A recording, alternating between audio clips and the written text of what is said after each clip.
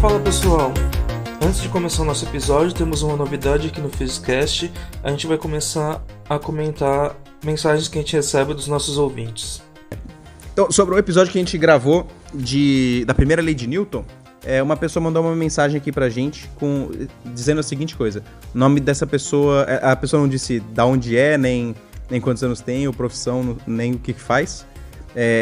Ela se auto-intitulou Pab Zanin. O comentário dela foi o seguinte: ela comentou que foi muito duro com Galileu. Vou ler aqui o comentário pra vocês, aí vocês podem discutir alguma coisinha pra gente colocar no episódio. Um dos outros erros aristotélicos foi ter dito que para se ter velocidade constante precisa ter força constante. Apesar de suas especulações sobre física estarem erradas, o valor do seu trabalho está em toda a filosofia que ele construiu, que até hoje auxilia a ciência.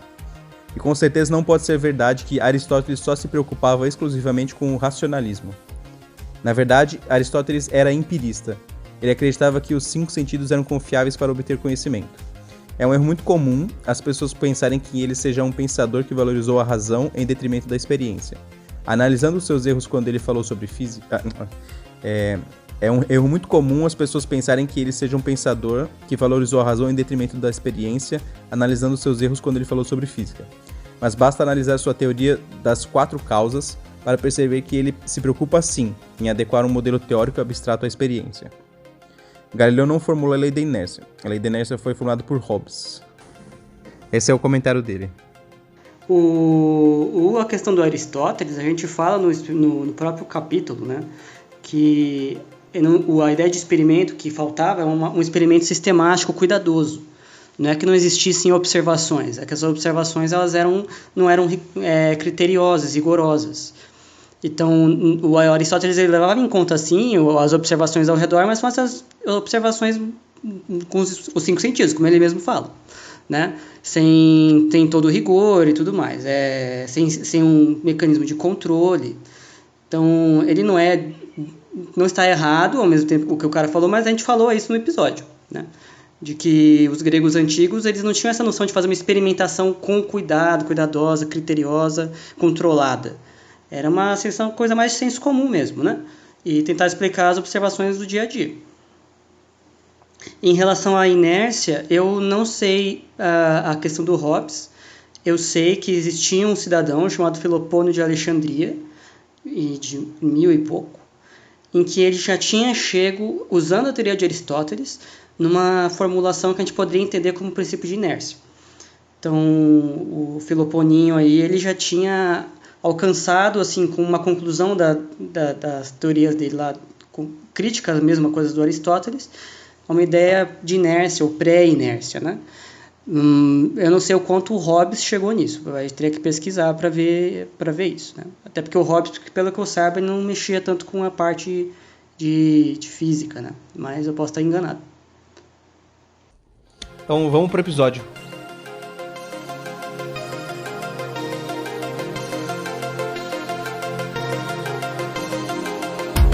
Fala pessoal, aqui é o Eduardo, eu sou físico, cosmólogo, e se você estiver caindo de um prédio, não importa se você bater no chão ou no braço do Superman, vai doer igual. Oi pessoas, eu sou a Mônica, eu sou física e... Ai carai, chutei o chão. Fala pessoal, aqui é o Pedro Pasquini, eu sou físico de partículas. Você quis dizer conservação de momento? Disse Lagrange sobre a terceira lei de Newton.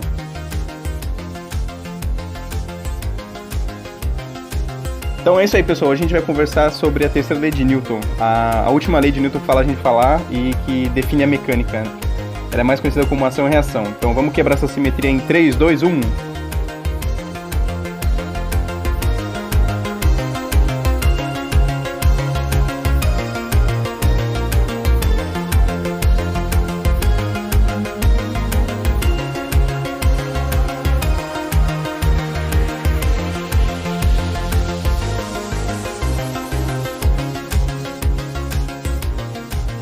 Bom, então, nas últimos podcasts que a gente falou sobre as leis de Newton, a gente conversou sobre a primeira lei, que é a lei que define o referencial inercial, né? Ele define que existe um referencial inercial e o que é um referencial inercial, que é a lei da inércia, por isso que chama a lei da inércia. A gente também falou da segunda lei, que é a lei que define o que é uma massa e como que é a relação entre força e aceleração. E agora a gente está finalmente chegando na terceira lei de Newton, que é a última que define a mecânica no geral, né? O que significa, como que o mundo funciona a partir de 3 leis simples, que vai terminar nesse contexto aí de o que é mecânica, pelo menos a mecânica de Newton, né? Depois a gente deve falar mais sobre as outras mecânicas.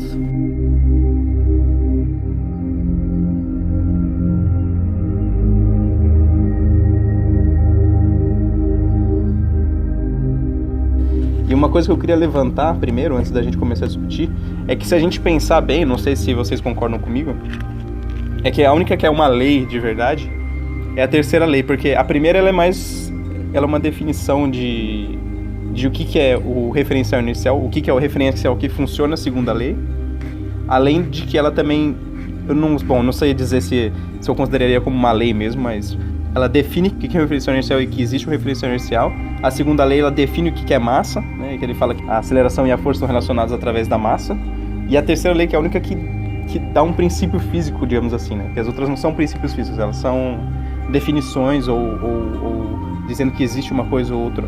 Né. A terceira lei, ela fala que toda força tem a sua reação, né. Acho que isso é uma lei de fato, né, per se. Eu não sei se filosoficamente tem uma definição melhor de lei. Eu vou ter que discordar um pouquinho de você. Até a primeira eu concordo que ela é mais uma definição, mas a segunda lei eu acredito que seja uma definição porque ela só funciona se massa for uma característica do corpo que você está estudando. É uma coisa que não muda ou que pelo menos você consegue medir. Então, de certa forma, isso acaba sendo uma lei física, né? Está relacionando uma característica do corpo que você está estudando e alguma coisa que vai acontecer com ele, que no caso aqui é o movimento. Então, tem uma lei aí, né? Não, e nem só de um corpo, né? Nem só de uma única força, né? Ele, na verdade, ele relaciona uma resultante de forças, né? Um tanto de forças agindo num só corpo. E aí cai tudo o que o Sato falou, né? Então eu acho que isso aí cai numa lei, sim. Porque vai valer ele vai definir como que um tanto de forças, como que várias forças vão agir em cima de um corpo, como que elas vão resultar, qual é o efeito que elas resultam em cima de um corpo, né? Sim. Mas se você for pensar bem, todas as 3 leis estão meio que uma relacionada com a outra, né? Porque a terceira lei ela também tem a ver com a segunda, né? Então eu vou concordar, então eu vou dizer que são leis, sim. Vamos deixar. Mas eu queria levantar. Mudando de opinião. Não, é que eu queria levantar essa discussão também. Eu queria falar um pouco do significado por trás do que a gente falou, um resumo do que a gente já falou nos outros 2 episódios sobre leis de Newton. Vamos entrar então na terceira lei? Vamos lá, gente. Então, começar com um enunciado mais clássico, que todo mundo já deve ter ouvido, é que para toda ação existe uma reação igual e de sentido oposto. Mas o que significa isso? Vamos pegar esse ai carai aí de exemplo e vamos destrinchar isso um pouco. O que você quis dizer com ai carai e chutei o chão? Uai, doeu, cacete, chutei o chão. E o chão te chutou de volta. Exatamente. Então eu peguei os meus dedinhos do pé, coitado, chutei o chão. Então o que aconteceu? O meu pé aplicou uma força no chão, só que o chão revidou essa força. Então do mesmo jeito que meu pé socou o chão também socou meu pé. E aí por isso que eu senti essa dor. E aí foi exatamente o que eu quis expressar com ai carai. Então isso é a lei do vingativo, né? Tudo que você faz o cara vai te fazer de volta, né? Exatamente. É muito vingativa. Meio karma, né? A lei de Damião. É a lei de Damião. É a lei de Damião? Como é que é aquele lá do olho por olho, dente por dente? Não é Damião. Não é Damião mesmo, porque Damião, não. Não é Damião. É Talião. É Talião, é lei de Talião. Não é. É alguém aí. Talião, tá escrito aqui segundo a Wikipédia é lei de Talião. Ah, fechou então. Na Wikipédia nós cremos. Ah, sim, nesse cara.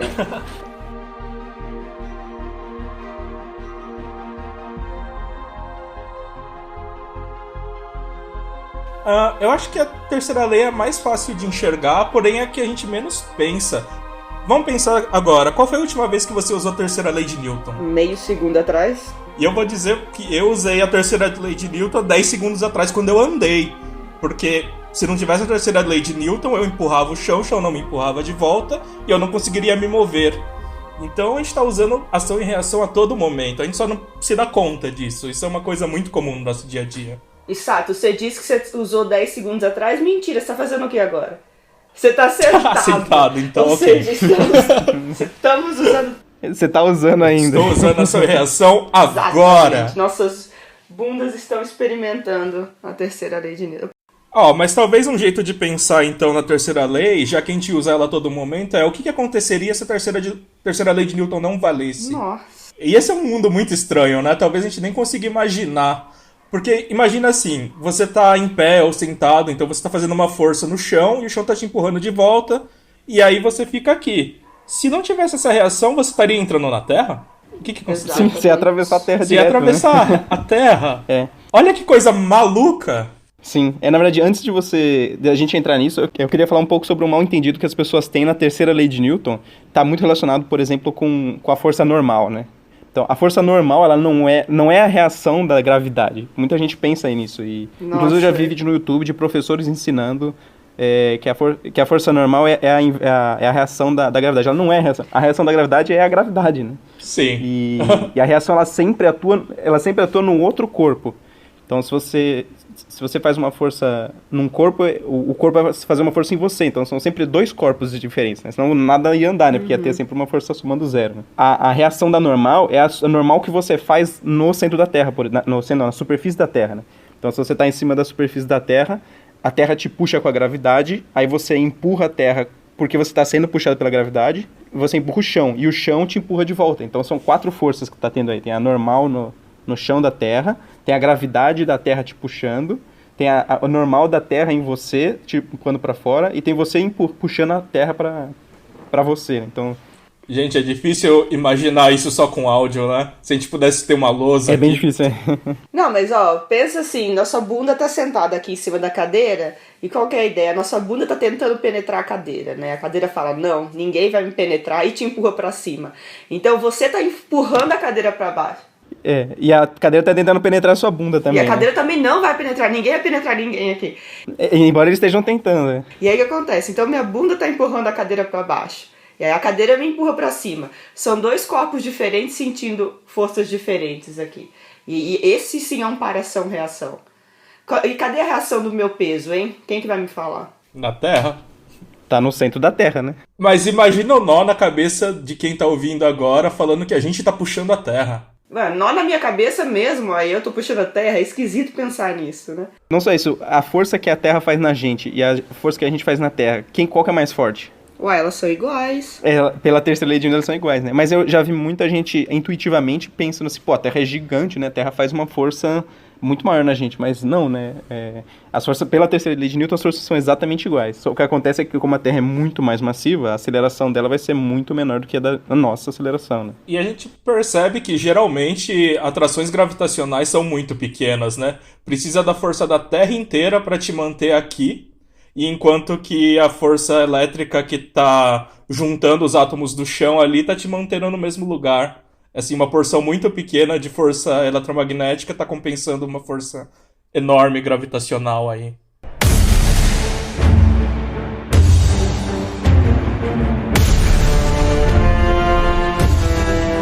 Então vamos voltar para aquele cenário lá que não funciona a terceira lei de Newton. Ok. Então, isso quer dizer assim, você faz a força em algum lugar, não tem uma força fazendo de volta, vamos dizer assim, né? Então, o primeiro ponto que a gente tinha discutido lá, se não tem a força contrária, a gente atravessaria a Terra até o centro da Terra, né? Ou, na verdade, a gente ia continuar se movendo, ia passar pelo centro, ia voltar e ia ficar oscilando. Esse é um exercício legal. A gente ia virar um pêndulo dentro da Terra, né? Porque não tem a força da Terra pra Isso parar. é muito aquele exercício de vestibular que nunca vai acontecer, mas a gente faz a conta mesmo assim. Exato. Né? Alguém calvou um túnel passando pelo centro da Terra, aí você pula nele e você vira um oscilador harmônico. Ok. Tudo bem, é o que a física prevê, mas tenta cravar esse túnel. O exercício podia falar, imagine que a terceira lei de Newton não funcione, né? Então calcule sua frequência de oscilação, né? Na Terra. Muito bom. Sensacional, criatividade 10 aqui. Vamos indicar essas pessoas aqui pra elaborar a próxima prova da Unicamp, né, do Convest. Alô, Convest, contrata a gente.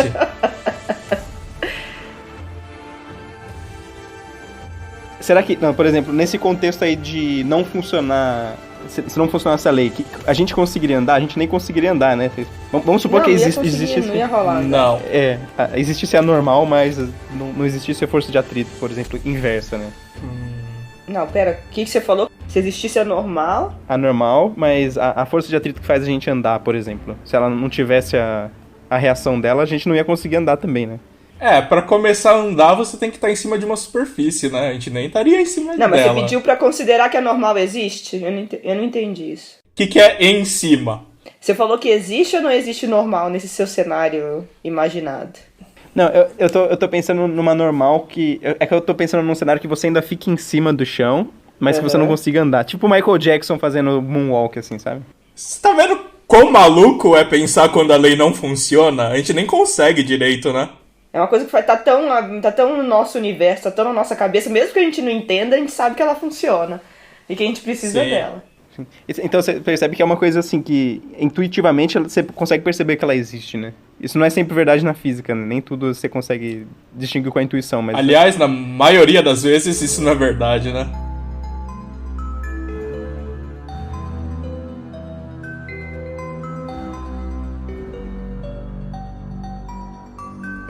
Vamos falar de filme? Eu gosto de falar de filme, porque os autores adoram esquecer ação e reação de propósito. Eles adoram esquecer muitas coisas, né? Eles adoram esquecer muita coisa, né? Mas essa daqui é um tópico razoável, vai. O problema só deixa eu comentar aqui, o problema do filme é assim, se ele esquecer durante o filme inteiro a ação e reação, tudo bem. O problema é ele esquecer em partes convenientes, entendeu? O que é o que normalmente acontece. Não, isso é verdade. Tem que ser consistente. Desliga a gravidade aí, desliga a ação e reação aí. Geralmente você... eu tenho que resolver de alguma maneira lá, e aí, esqueço a ação e reação e faço aquilo lá com você.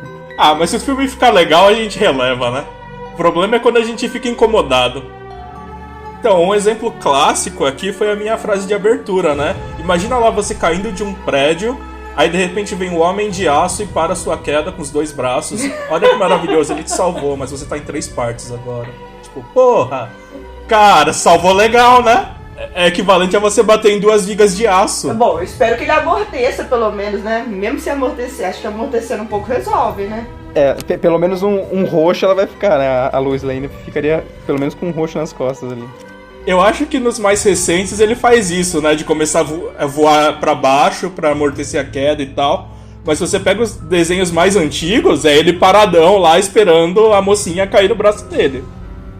Isso mostra um exemplo, por exemplo, que eu vi pessoas tentando segurar coisas pesadas. Você joga uma coisa pesada do 2º andar e a pessoa tenta, tipo assim, ela não quer levar o sofá 2 andares pra baixo pela escada. Aí ela vai pela varanda e joga o sofá. E ela acha que embaixo ela vai conseguir segurar o sofá, né? Mas ela não vai conseguir, porque o sofá vai fazer uma força gigantesca nela, né? Ela precisa fazer uma força enorme, mas o sofá também faz. Aí ela volta o sofá na cara da pessoa, né? É a pessoa que não aprendeu ação e reação direita, né? Mas que ideia de Gerson, hein, mano? Você não precisa saber física pra saber que isso dá errado, né? Mas pera, será que ficou claro pras pessoas o que o super-homem te segurando e o chão segurando é a mesma coisa? A ideia é que você vai frear muito rápido a pessoa, né? E aí, se você faz uma força na pessoa, a pessoa faz força em você. Ou se você faz força no chão, o chão vai fazer força em você. Quanto mais brusca for a sua freagem, ou seja, quanto mais rápido você ficar em repouso, maior vai ser a força que agiu sobre você. E isso pode chegar num ponto de quebrar você no meio, assim, tipo, que nem uma faca mesmo. Imagina quão absurdo é isso. Mas eu acho que uma maneira mais fácil até de comparar o chão com o braço do super-homem é que você ia fazer a mesma força no chão ou no braço do super-homem. É a mesma força. O que você faria no chão, você está fazendo no braço do super-homem. Então, o que o chão retornaria para você como reação vai ser a mesma coisa que o braço do super-homem vai retornar para você como reação também. Lembra, você vai fazer uma força, ela vai voltar para você com sentido oposto e mesmo módulo. Então não importa aonde você está fazendo essa força, se é no braço do super-homem ou se é no chão, se é uma superfície rígida, vai retrucar do mesmo jeito. Isso me lembra um vídeo que eu vi na internet, que o cara tá tentando fazer uma manobra de skate, e aí ele erra várias vezes, né? Aí na última vez ele fica puto com o skate, aí ele pega o skate e dá com o skate no chão. Só que aí ele esquece da ação e reação, o skate bate no chão e volta com tudo na cara dele. Era de se esperar, né? Porque o skate fez força no chão, o chão fez força no skate, o skate voltou na cara dele. Karma na sua essência. Tem até gente que fala da terceira lei fora do contexto de física, né? Esse contexto mais de você faz coisa ruim e acontece coisa ruim, assim, dão aquela miguezada pra falar que Newton era meio... não sei, né? Mas às vezes eu ouço isso. Ali, a terceira lei de Newton, tipo, não. Gente, é só pra força. Por favor, quântica também não existe nesse cenário. Vale sempre lembrar, vamos lembrar em todo episódio que quântica não vai reger sua vida, que a mecânica quântica não tem ação nenhuma sobre o seu espírito. Então vamos sempre lembrar disso, por favor. A última que eu vi foi o sal quântico, gente. Estão vendendo um salgadinho com sal quântico. Eu vi uma revista de emagrecedor quântico. Eu tô vendo o dia que física não vai me dar mais dinheiro e eu vou virar um desses caras. Acho que é isso que aconteceu, tá vendo? Por isso que você tem que investir em pesquisa no Brasil. Porque senão acontece isso. A pessoa vai sair da pesquisa e vai fazer essas charlatanices aí. Que horror, gente. Faz isso não. Vamos investir em pesquisa, gente. Não vamos deixar a gente sem emprego. Pra gente cair na tentação de fazer isso. Mas vamos voltar pra terceira lei? Vamos. Já divagamos bastante, né? Divagamos bastante. A gente vai falar sobre quântica em algum outro momento, né? Sim, Espero sim. que vários episódios, né? Continuando na ideia de filme, uma outra coisa que eu acho que eles sempre esquecem são nos filmes de ação, quando eles estão usando aquelas armas gigantes e eles atiram usando um braço só. Imagina o coice de uma metralhadora ou mesmo de um revólver. A pessoa ia arrancar o próprio braço. Ou dar um tiro e a arma sair voando, né? Ou a arma sair voando. Alguma coisa ia acontecer. A menos que você seja o Chuck Norris, você não consegue fazer isso. Não, é verdade. Chuck Norris consegue essas coisas, mas já vi gente sem ser o Chuck Norris atirando com um braço só. Não, isso por uma pistola, né? Mas ainda se for uma metralhadora, que nem aqueles filmes de Rambo da vida, não, esquece. O Rambo com duas metralhadoras é um clássico, né, gente? Fica bonito, fica lindo lá. Visualmente é lindo, né? Pro filme é uma maravilha. A gente que é físico sofre um pouco, mas... É praticamente uma licença poética que a gente tá dando pra eles, né? Enquanto as pessoas não tentarem fazer isso na vida real, tá bom, né? Então, esse que é o problema, porque você vê muito vídeo no YouTube da pessoa que fica tentando copiar os filmes e vai tentar atirar, ou com uma espingarda na frente do rosto, em vez de apoiar ela no ombro pra segurar o tranco. E aí vai dar o tiro, volta a arma na cara e perde os dentes, né? Isso é clássico de você ver. Caralho. Aliás, eu já vi um filme que a pessoa tinha uma técnica pra curvar a bala. A bala saía reta e ela fazia uma curva, assim, plau! Esse filme também é terrível, esse filme. Isso aí é coisa da primeira lei, né? Se você não tiver uma força atuando na bala, ela não consegue fazer curvas. Muito bom, e a gente vê como tá tudo conectado, né? Tá tudo Mecânica conectado, newtoniana é linda.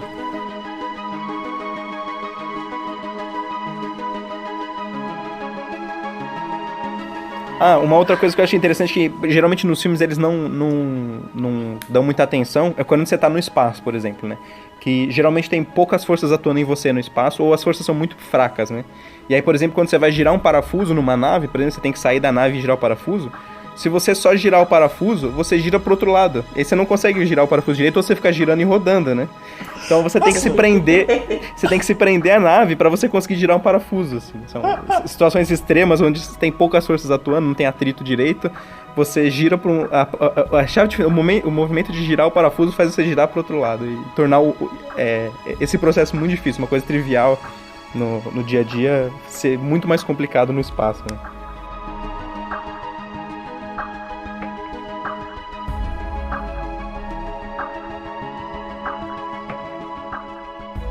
Já que a gente tá nas aflições, eu vou fazer uma aflição minha aqui de filme de super-herói de novo, porque isso é uma coisa que às vezes você tá lá mó curtindo o filme e acontece alguma coisa e você fala, caralho.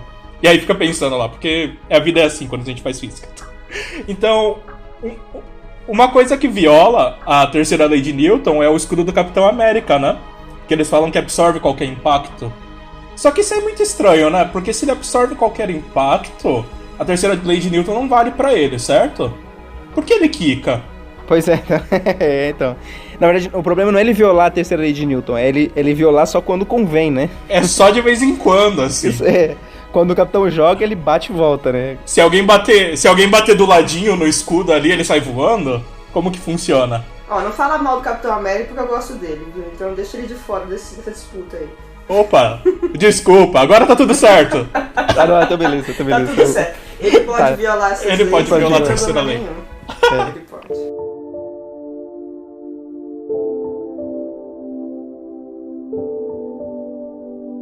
Uma outra coisa que as pessoas esquecem e que nos filmes acontece muito, alguns filmes eles prestam atenção nisso, mas a maioria não. Por exemplo, se você for dar um soco numa pessoa, se você for dar um soco na cara de uma pessoa, a cara da pessoa vai estar te dando um murro na sua mão de volta, né? E pode parecer assim, bobo, mas muita gente quebra a mão, inclusive as pessoas em MMA, por exemplo, se usa a proteção na mão, é mais pra não machucar a mão do que pra não machucar o rosto da pessoa. Porque os ossos da mão, elas são meio frágeis, na verdade. É muito fácil você quebrar a mão dando um soco. Vocês já deram um soco sem luva? Dói, mano. Dói. Então, por isso, porque o rosto da pessoa tá te dando uma carada na sua mão, né? É, não precisa nem ser o rosto da pessoa, assim. Já tentaram socar aqueles sacos de areia? Mano, sim. Primeira vez que eu fiz isso, deu errado. Se você não souber fazer a técnica certa, você machuca a mão, né? Ah, sim, né? Porque a técnica que eles usam é pra distribuir a força, né? Então pega mais o seu ombro, pega um pouco do seu abdômen e tal. Se você deixar tudo na mão, é a mesma coisa, vai doer. Sim. E no momento da luta você pode estar numa posição que não dá pra você fazer isso, aí você acaba dando um soco ou algum outro impacto que pega de mau jeito e é inevitável machucar, né? Tudo consequência da terceira lei, né? Terceira lei é linda, gente. Essa terceira lei é linda, mas a ideia de usar o braço, de usar o ombro e o abdômen é mais pra aumentar a força aplicada, né? Ou seja, pra machucar mais a sua mão ainda na carada na sua mão. Alguém luta aí? Explica melhor pra gente. Ah, eu fiz um tempinho de Muay Thai, era divertido, mas eu saí. Eu fiz um tempo de karatê, mas eu acho que é difícil. Tipo assim, você não aprende a teoria, né, do karatê e vai aplicar. Você treina um monte até ficar bom, até você para de machucar a mão, né? Você não faz as contas pra você ver, eu tenho que dar um soco desse jeito e aí vai lá dar o soco. Não, é no tentativa e erro mesmo. Mas eu acho que principalmente o que acontece é pegar de mal. Por exemplo, em ossos dos dedos, por exemplo, que eles são bem mais finos e mais frágeis. Então você tenta pegar nos dois ossinhos do dedo indicador e médio, que são o que usa pra fechar a mão, né? Fazer o punho. São nesses dois que você tem que pegar, que eles são mais fortes, eu acho. E você tem que deixar o seu punho mais sólido pra ele não dobrar, né? Porque você pode dobrar e machucar o seu punho também. Então, é assim que você otimiza a sua mão pra você não se machucar tanto. Né? Mas isso é muito difícil de fazer na prática, né? Porque são coisas de segundos, de milésimos de segundos, você tem que desviar e bater, por exemplo. Então não é tão fácil de fazer. Mesmo que você saiba fazer, não é tão fácil de fazer.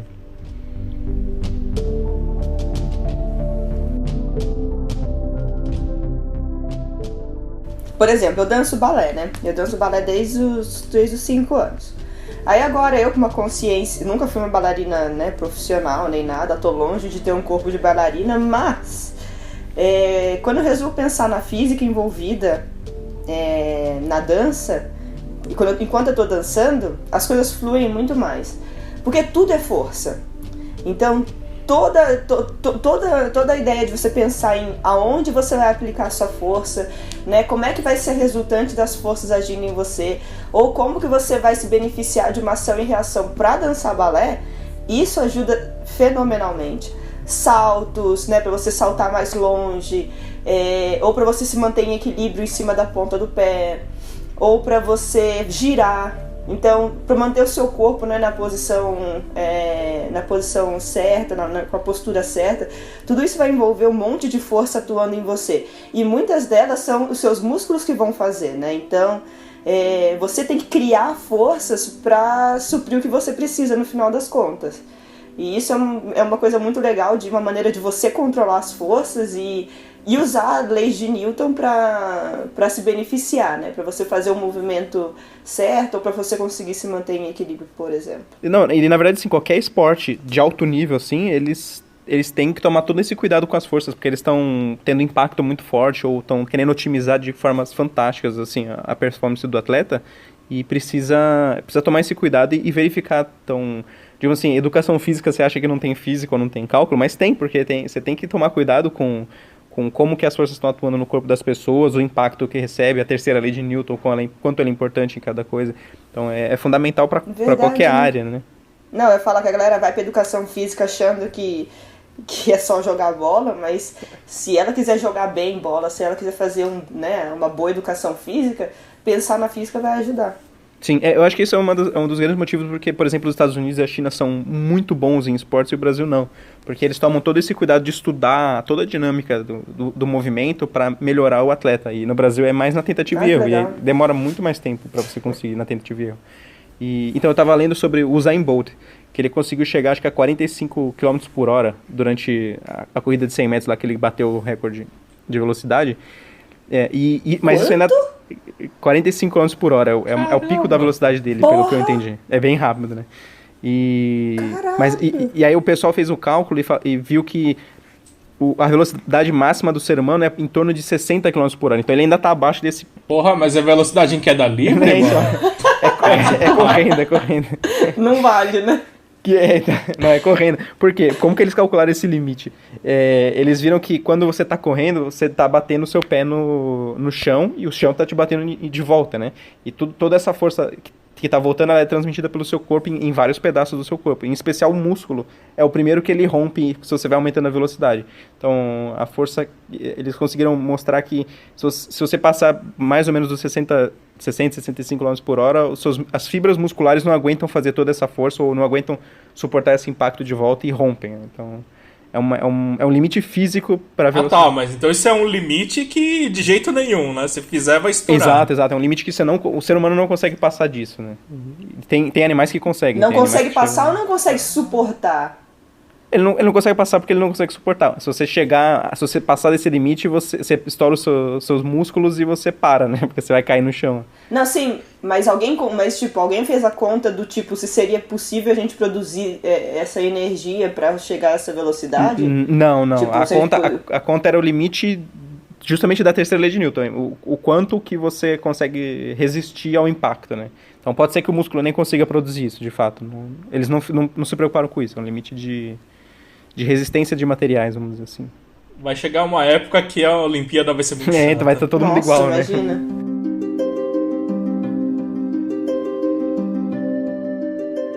E uma coisa legal, vocês estão falando aí, não, tem que estudar física pra melhorar nos esportes, não sei o que lá. Eu sou o exato oposto, né? Eu sou o cara que vê lá a situação, entende a física e vai lá e faz errado. Eu tava lembrando aqui, tinha uma época que eu fazia yoga, aí tem as posições de equilíbrio lá, e você fala, não, é só colocar o centro de massa na linha da terra, assim, pra baixo, né? Aí eu ia lá, fazia e caía. Porque a vida é assim, né? A teoria é sempre simplificação, né? Então você tá simplificando um sistema. É porque eu sou muito teórico. Essa gente teórica é foda, viu? Não, mas é verdade, na yoga eu também usava bastante. Não, mas toda vez que eu tô caindo muito, assim, no balé ou na yoga mesmo, se não tá dando certo de jeito nenhum, eu paro, respiro e penso, o que tá faltando? Que força que tá faltando? Aonde que eu tenho que empurrar? O que eu tenho que segurar? O que eu tenho que, fazer pra conseguir fazer certo esse movimento? Aí dá. Não tô dizendo que é bonito, mas tô dizendo que dá certo. Assim, pelo menos você sabe que é possível, né? Exatamente. Tipo, talvez você não vá conseguir, mas você sabe que dá pra fazer. Mesmo que a gente vê, né? Tanto, você abre o Instagram, é até uma tristeza no coração, né? As pessoas todas conseguem fazer várias coisas enlouquecedoras. Sim, e eu me matando um semestre pra fazer um handstand. Que bosta.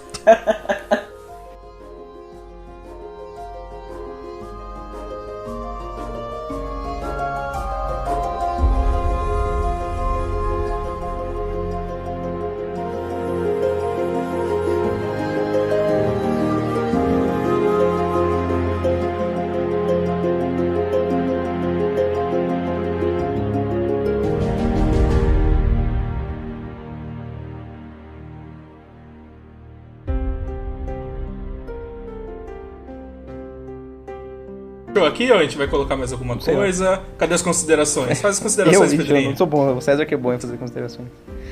Então, eu vou falar que nem o César. É isso aí, molecadinha. A gente conseguiu fechar aqui as 3 leis de Newton que definem toda a mecânica. Tomamos no cu durante esse processo, mas conseguimos fazer. Tentaram me penetrar, tentei penetrar a cadeira. Nossa, uma loucura. Vamos torcer para que tenha ficado esses 3 episódios aí que a gente fez, tenha ajudado a entender um pouco mais da importância das 3 leis de Newton, o que elas representam e as aplicações que elas têm, né? E talvez, quem sabe, no futuro a gente refaça pelo menos um episódio falando das 3 leis de novo, quando a gente aprender a fazer podcast melhor, né? Mas lembrando, se vocês tiverem dúvidas, elas são sempre muito bem-vindas e a gente vai gostar de respondê-las. A gente mesmo tem dúvidas, né? Acontece. Sim, todos temos, mas às vezes as dúvidas de outras pessoas a gente sabe responder. Às vezes alguém sabe responder nossas dúvidas. Assim a gente vai trocando dúvidas nesse mundo e todo mundo fica feliz. E às vezes a dúvida pode gerar uma descoberta nova, por que não?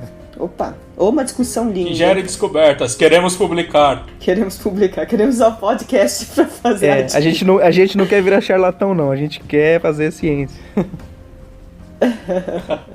Ó, gente, se vocês não mandarem dúvidas, eu vou começar a vender sal quântico, toma cuidado. Nossa senhora. E eu vou fazer o regime quântico. Eu vou achar a dieta quântica lá da coisa. Era capa de revista, gente, vocês não estão entendendo.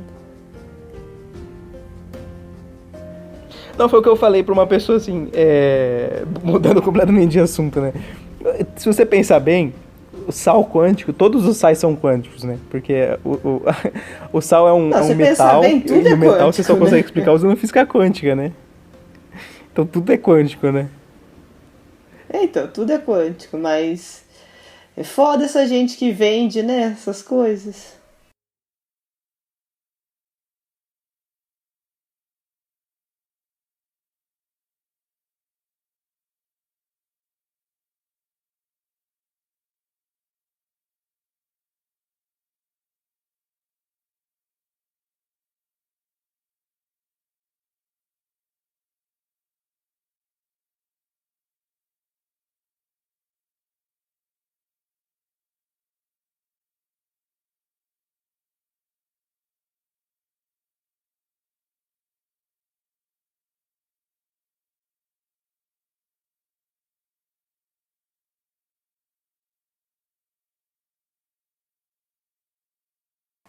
Eu posso sair falando esse monte de atrocidade, usando um vocabulário monístico, que é um vocabulário muito polite, né?